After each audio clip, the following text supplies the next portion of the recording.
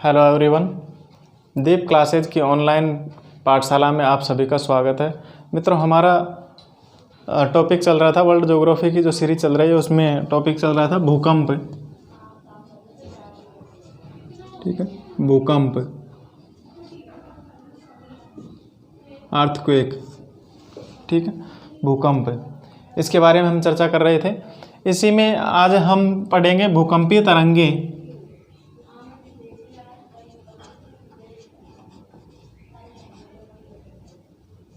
भूकंपीय तरंगे,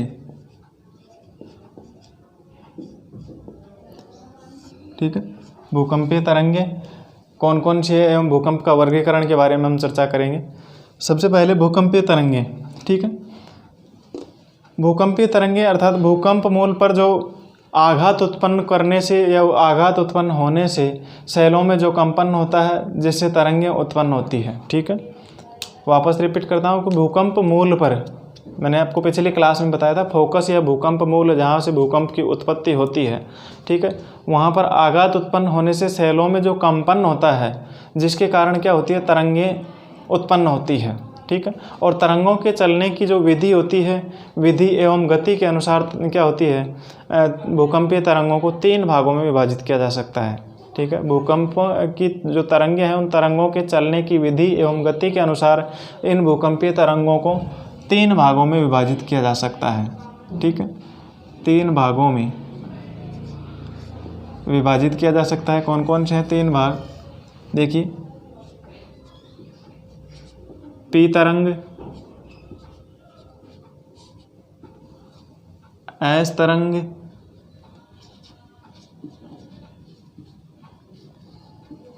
और एल तरंगे।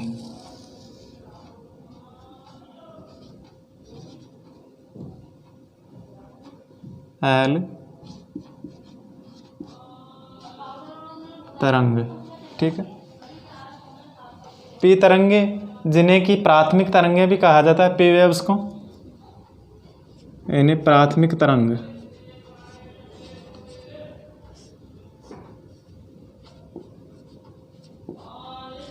ठीक है, प्राथमिक तरंगे हैं ये।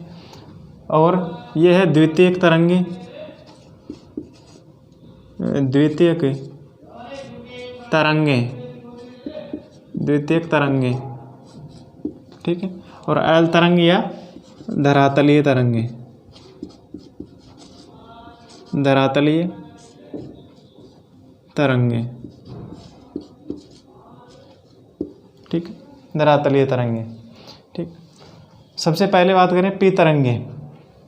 भूकंप मूल से प्रारंभ होकर के, जब भूकंप की उत्पत्ति होती है, वहाँ से प्रारंभ होकर के ये तरंगे क्या होती है, धरातल पर सबसे पहले पहुँचती है। ठीक है, पी तरंगे धरातल पर सबसे पहले पहुँचती है, तथा ये तरंगे क्या होती है, ये तरंगे ठोस, द्रव एवं गैस तीनों ही माध्यमों से गुजरती है। ठीक है, प्राथमिक तरंगे ठोस, द्रव और गैस तीनों ही माध्यम से गुजरती है। ठीक है, जबकि द्वितीयक तरंगे, ठीक है, जो द्वितीयक तरंगे या एस वेव्स हैं, ये तरंगे केवल किससे गुजरती है, केवल ठोस माध्यम से होकर गुजरती है, केवल ठोस माध्यम से होकर गुजरती है।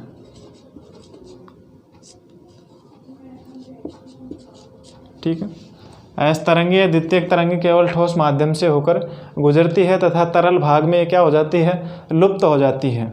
ठीक है, अगली है धरातलीय तरंगे। ठीक है, धरातलीय तरंगे ये क्या करती है, सबसे लंबा मार्ग तय करती है। ये तरंगे सबसे लंबा मार्ग तय करती है तथा ये केवल धरातल पर क्या होती है, अधिकेंद्र से चारों ओर फैलती है और ये सर्वाधिक विनाशकारी होती है। ठीक है, सर्वाधिक विनाशकारी।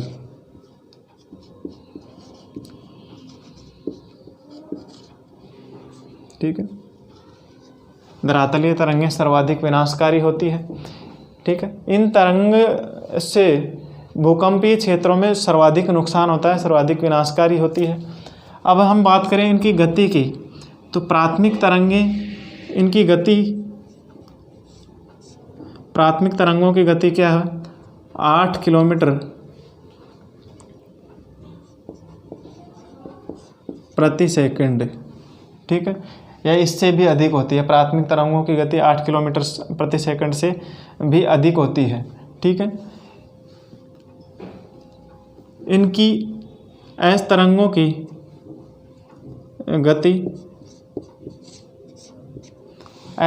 की गति कितनी होती है?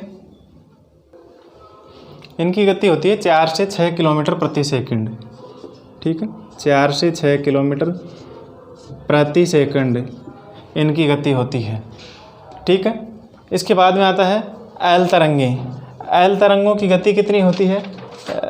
एल तरंगों की इनकी गति होती है लगभग 1 से 3 किलोमीटर प्रति सेकंड, ठीक है। इनकी गति होती है एस तरंगों की, ठीक है। इस प्रकार से इनकी जो धरातलीय तरंगों की गति होती है 1 किलोमीटर से 3 किलोमीटर प्रति सेकंड की, जो कि क्या होती है? सबसे कम गति होती है। तो सबसे अधिक कम गति होने के कारण से क्या होती है? धरातल पर यह सबसे लंबी दूरी तय करने के कारण ये क्या होती है? लंबी तरंगें कहलाती है, लॉन्ग वेव्स कहलाती है, ठीक है। इसी के साथ हम देखते हैं कि धरातल पर अभी इन तरंगों को देखिए, जो छाया क्षेत्र होता है वो कहाँ से, कौन कौन से अक्षांशों के बीच में होता है?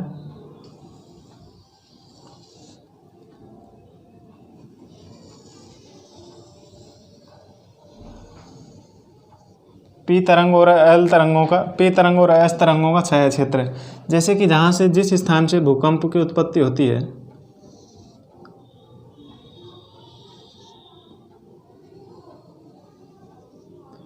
ठीक है, यहाँ से जैसे कि भूकंप की उत्पत्ति होती है, ठीक है, भूकंप का उत्पत्ति केंद्र। अब यहाँ से भूकंपीय तरंगें क्या होती है? चारों दिशाओं में गति करती है।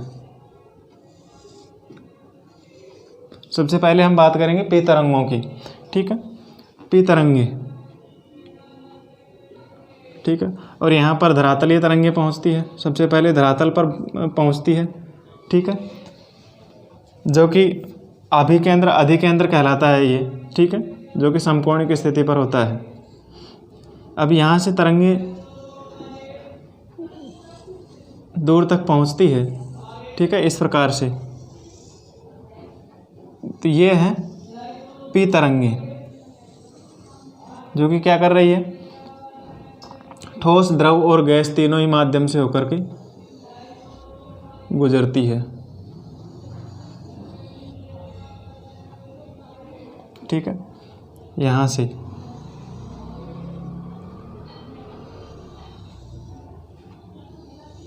इस प्रकार से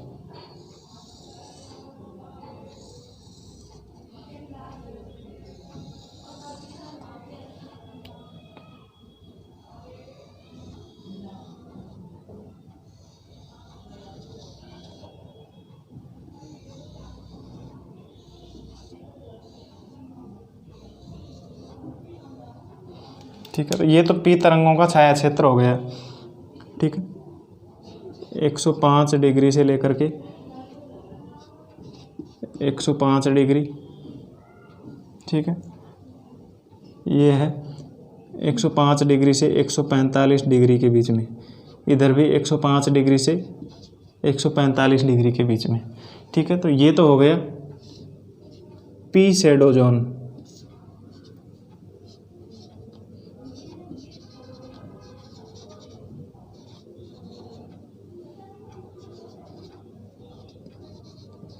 ठीक है, पी तरंग का छाया क्षेत्र। इधर भी ये हो गया पी तरंग का छाया क्षेत्र,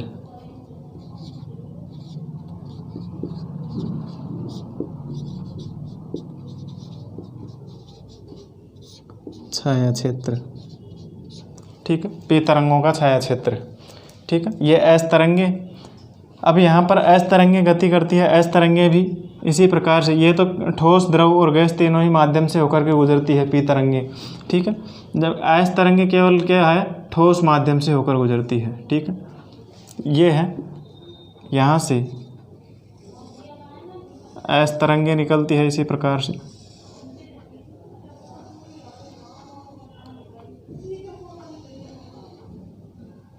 ठीक है, और एस तरंगे क्या हो रही है, यहाँ पर नहीं पहुँच पा रही है।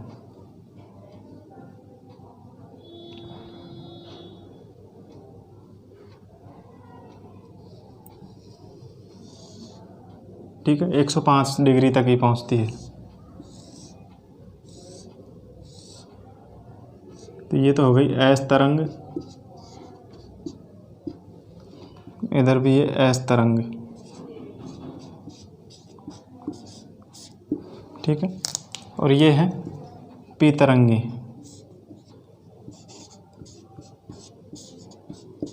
जो कि ठोस, द्रव और गैस तीनों ही माध्यम से गुजरती है। ठीक है, पी तरंगे।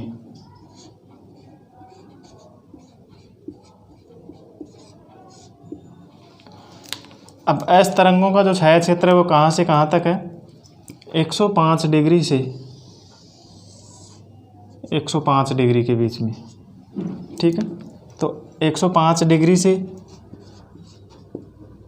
105 डिग्री, कई बुक्स में दे रखा है 103 से 103 भी दे रखा है, 103 डिग्री से 103 डिग्री, तो इससे कोई ज़्यादा फर्क पड़ने वाला नहीं है। ठीक है, ध्यान रखना 105 डिग्री से 105 डिग्री अक्षांशों के बीच में ये है एस तरंगों का छाया क्षेत्र। ठीक है, क्योंकि यह क्या है, तरल माध्यम में नहीं प्रवेश करती है, वहाँ पर ये तरंगे विलुप्त हो जाती है। इसी कारण से ये तरंगे क्या होती है, 105 डिग्री से 105 डिग्री के मध्य ही एस तरंगे पहुँच पाती है। ठीक है, इसी के साथ साथ आगे इन्हीं तरंगों से संबंधित पी तरंगे व पीजी व एसजी लहरें होती हैं। ठीक है, पीजी व एसजी लहरें। ठीक है, एसजी लहरें या तरंगे। ठीक है, पीजी व एसजी लहरें, जो कि ये क्या होती है, पी व एस तरंग की भांति ही होती है। ठीक है, ये भी क्या होती है, पी व एस तरंग की तरह ही होती है। ठीक है, पी व एस तरंग के समान ही होती है, लेकिन इनकी गति क्या होती है, कम होती है। इनकी गति क्या होती है, पी व एस तरंगों से कम होती है, तथा ये तरंगे कहाँ पर चलती है, धरातल के निकट चलती है। ठीक है, धरातल के समीप चलती है।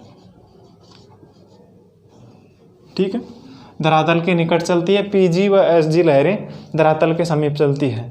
इसी के प्रकार से दूसरी है पी स्टार और एस स्टार। ठीक है, पी स्टार लहरें और एस स्टार लहरें, इनकी गति क्या होती है, पीजी व एसजी से अधिक होती है। ठीक है, इनकी गति पीजी व एसजी लहरों से क्या होती है, अधिक होती है। ठीक है, पी स्टार व एस स्टार की गति पीजी व एसजी से अधिक होती है, तथा यह कहाँ पर चलती है, पृथ्वी के मध्यवर्ती परत में चलती है। ठीक है, ये कहाँ पर चलती है, पृथ्वी की मध्यवर्ती परत में। ठीक है, मध्यवर्ती परत में चलती है। पी स्टार और एस स्टार लहरें पृथ्वी की मध्यवर्ती परत में चलती है। ठीक है, तो इस प्रकार से ये थी प्रमुख भूकंपीय तरंगें। आगे है भूकंप का वर्गीकरण। ठीक है, देखिए मित्रों, भूकंप का वर्गीकरण किन किन भागों में इन भूकंप क्षेत्रों को वर्गीकृत किया गया है। ठीक है, प्रमुख भूकंपीय पेटियां कौन कौन सी है, उनके बारे में देखेंगे।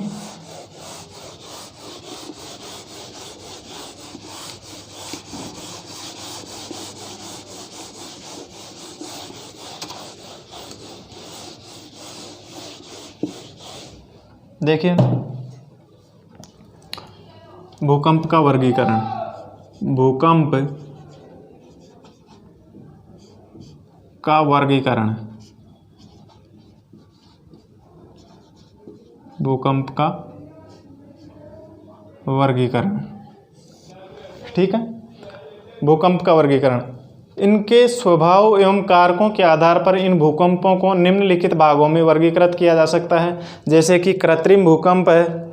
ठीक है, कृत्रिम भूकंप और प्राकृतिक भूकंप। ठीक है, कृत्रिम भूकंप वे भूकंप जो कि मानवीय क्रियाओं के द्वारा उत्पन्न होते हैं। ठीक है, जैसे कि मानव क्या करता है, खान खोदने से, परमाणु विस्फोट से, भूकंपीय आणविक परीक्षण के माध्यम से क्या होता है, धरातल में होने वाला कंपन वो क्या कहलाता है, कृत्रिम भूकंप कहलाता है। दूसरा है प्राकृतिक भूकंप।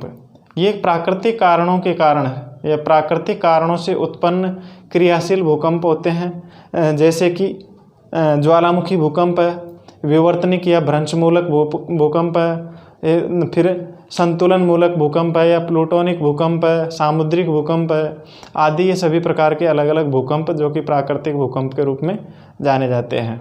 ठीक है, तो सबसे पहले देखते हैं हम इसमें प्राकृतिक भूकंप में।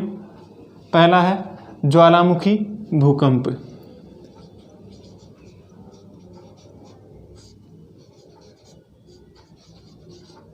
ज्वालामुखी भूकंप।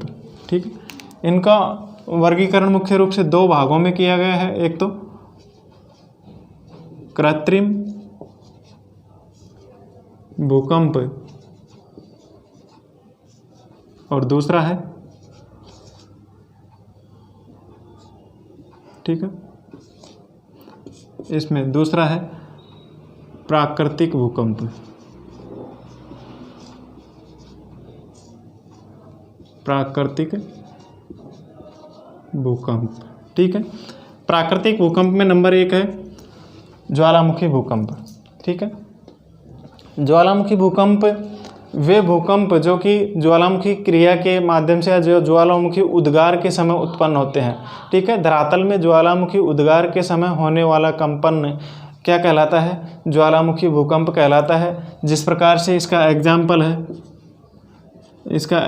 है इटली का वेसुवियस भूकंप, इटली का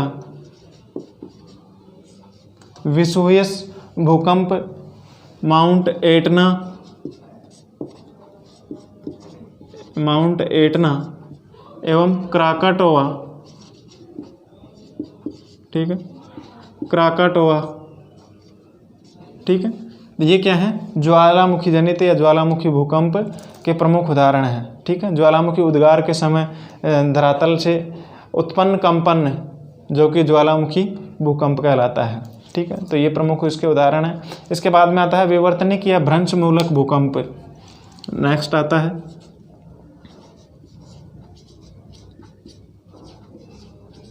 विवर्तनिक या भ्रंशमूलक भूकंप। ठीक है, विवर्तनिक या भ्रंशमूलक भूकंप। ठीक है, इस प्रकार के जो भूकंप होते हैं, ठीक है, टेक्टोनिक अर्थक्वेक, इसमें भूगर्भ की जो विवर्तनिक हलचलें होती है, ठीक है, भूगर्भ की जो धरातल की आंतरिक हलचलों के कारण जिस प्रकार से तनाव है, संपीड़न है, इनके कारण से जो उत्पन्न हलचल होती है वह क्या कहलाती है, विवर्तनिक या भ्रंशमूलक भूकंप कहलाते हैं। ऐसे भूकंप अधिक गहराई पर उत्पन्न नहीं होते हैं। ठीक है, विवर्तनिक भूकंप जो कि तनाव एवं संपीड़न के कारण उत्पन्न हलचल से उत्पन्न होते हैं, ऐसे भूकंप क्या है, अधिक गहराई पर उत्पन्न नहीं होते हैं। ठीक है, इसका एग्जाम्पल है जैसे कि कैलिफोर्निया का भूकंप। एग्जाम्पल जैसे कि कैलिफोर्निया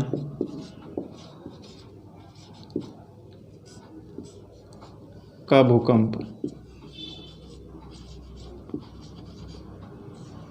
ठीक है, कैलिफोर्निया का भूकंप जो कि विवर्तनिक या भ्रंशमूलक भूकंप का उदाहरण है। ठीक है, नेक्स्ट है संतुलन मूलक भूकंप। संतुलन मूलक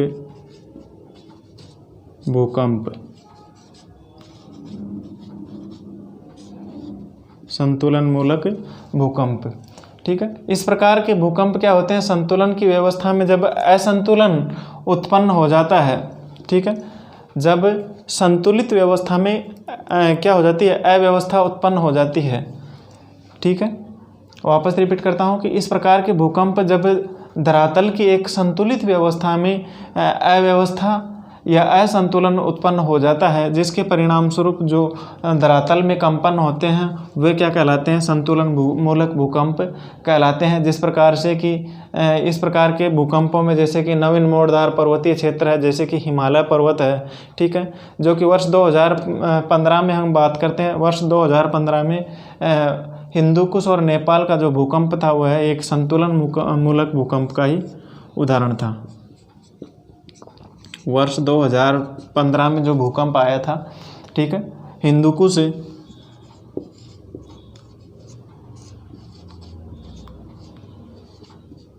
ठीक है, वर्ष 2015 में हिंदुकुश और नेपाल में आने वाला भूकंप, हिंदुकुश और नेपाल का भूकंप, ठीक है, जो कि किसका उदाहरण है, इसी संतुलन मूलक भूकंप का उदाहरण है। ठीक है, इसी में संतुलन मूलक भूकंप में किसी स्थान पर जो एक संतुलन में अव्यवस्था या गड़बड़ी हो जाती है, अव्यवस्था या फिर असंतुलन उत्पन्न हो जाता है, जिसके कारण से जो धरातलीय हलचल होती है वही संतुलन मूलक भूकंप कहलाते हैं। ठीक है, जिसका उदाहरण 2015 में हिंदुकुश पर्वत श्रेणी और नेपाल में जो भूकंप की घटना हुई है वो इसी का प्रमुख उदाहरण माना जाता है। ठीक है, नेक्स्ट है प्लूटोनिक भूकंप।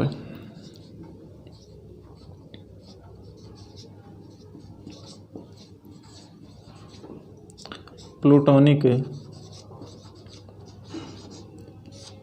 भूकंप, ठीक है, प्लूटोनिक अर्थक्वेक, इसमें क्या होता है, जब धरातल के अत्यधिक गहराई पर उत्पन्न होने वाले भूकंप वो क्या कहलाते हैं, प्लूटोनिक भूकंप कहलाते हैं। ठीक है, धरातल में सर्वाधिक गहराई में उत्पन्न होने वाले भूकंप प्लूटोनिक भूकंप कहलाते हैं। ठीक है, इसके अलावा फिर अगला आता है मित्रों, यहाँ पर मित्रों 4 नहीं और प्रकार हैं, कृत्रिम भूकंप और ये हो गए प्राकृतिक भूकंप। इनके अलावा क्षेत्रीय स्थिति के अनुरूप जो भूकंप आता है, क्षेत्र या स्थिति के अनुसार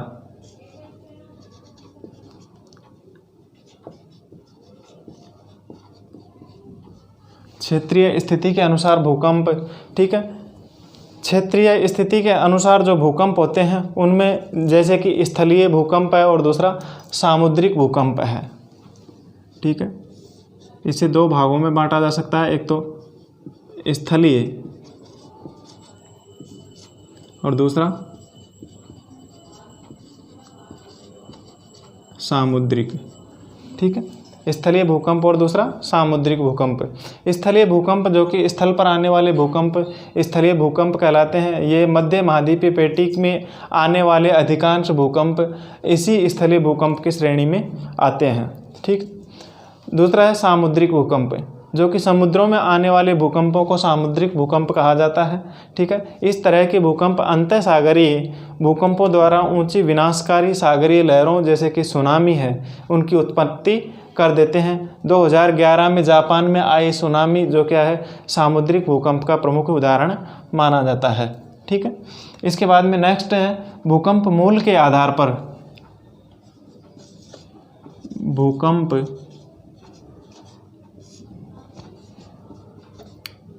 मूल के आधार पर,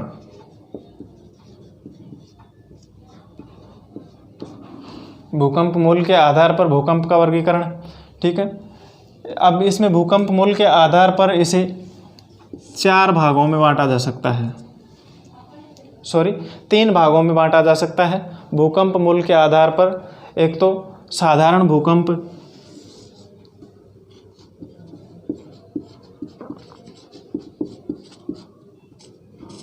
ठीक है, साधारण भूकंप, मध्यवर्ती भूकंप,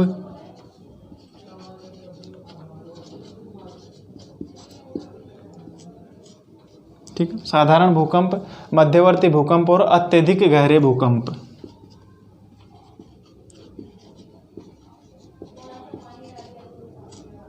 अत्यधिक गहरे भूकंप, ठीक है। साधारण भूकंप की गहराई कितनी होती है? लगभग इनकी गहराई होती है 50 किलोमीटर तक, ठीक है। साधारण भूकंप की गहराई 50 किलोमीटर तक तथा मध्यवर्ती भूकंप की गहराई 50 किलोमीटर से लेकर के 250 किलोमीटर तक, ठीक है। मध्यवर्ती भूकंप की गहराई 50 किलोमीटर से 250 किलोमीटर की गहराई तक होती है तथा अत्यधिक गहरे भूकंप कहाँ से कितने होते हैं? 250 किलोमीटर से लगभग 700 किलोमीटर तक, ठीक है, आते हैं। अत्यधिक गहरे भूकंप 250 किलोमीटर से 700 किलोमीटर तक आते हैं। ओल्डहम के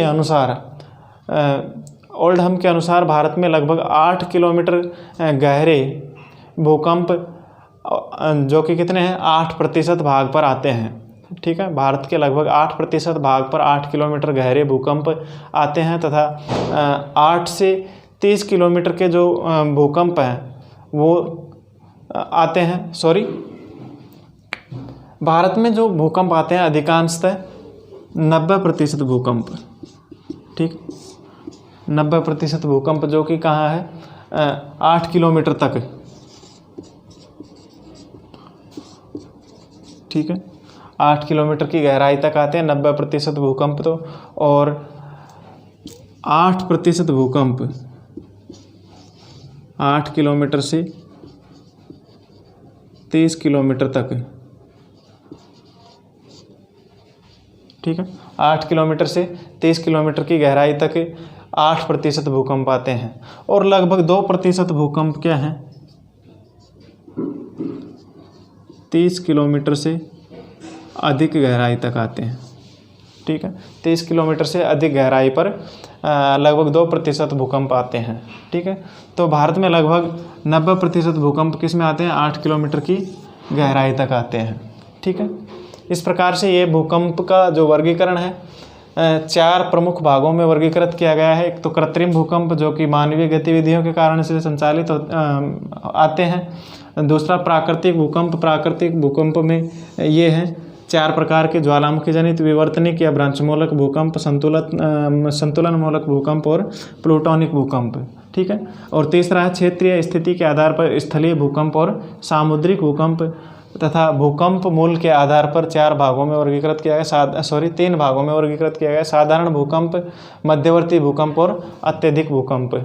अत्यधिक गहरे भूकंप, साधारण भूकंप की गहराई 50 किलोमीटर तक, मध्यवर्ती भूकंप की गहराई 50 से 250 किलोमीटर तक तथा अधिक गहरे भूकंप 250 किलोमीटर से 700 किलोमीटर तक आते हैं, ठीक है। जिनमें ओल्डहम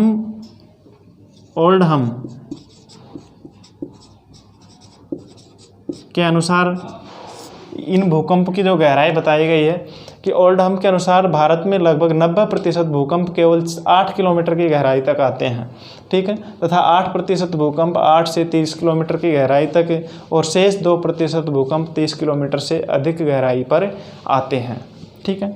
इसके बाद में अगला है मित्रों भूकंप का विश्व वितरण, ठीक है, ठीक है। तो भूकंप के विश्व वितरण के बारे में हम पढ़ेंगे, ठीक है।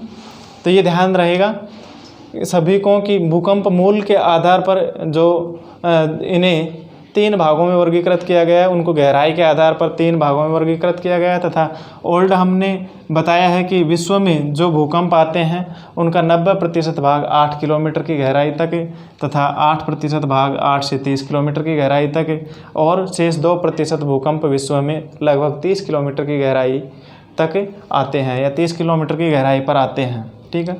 अगला है भूकंप का विश्व वितरण, जिसके बारे में हम मित्रों नेक्स्ट क्लास में चर्चा करेंगे। आज की क्लास यहीं पर समाप्त होती है। धन्यवाद।